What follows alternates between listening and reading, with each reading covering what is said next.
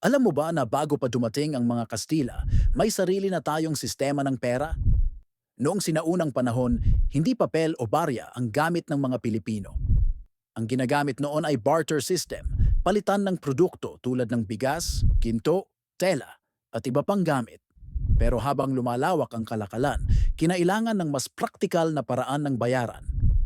Ang isa sa mga pinakaunang anyo ng pera sa Pilipinas ay ang pilonchitos, maliliit na piraso ng ginto na hugis, butil ng mais o buto. Ginamit ito noong ikasyam hanggang ikalabindalawang siglo, lalo na sa pakikipagkalakalan sa mga karatig bansa sa Asya.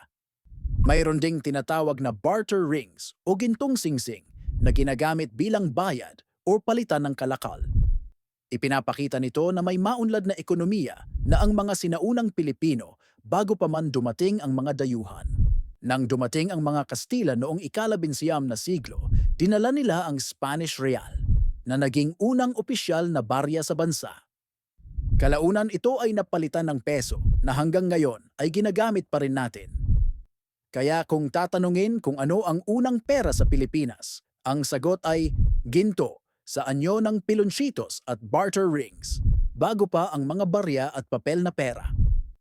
Kung nagustuhan mo ang kwentong ito, i-follow mo ako para sa mas marami pang kaalaman, what-if scenarios, at kwentong mapapa, oo nga, no?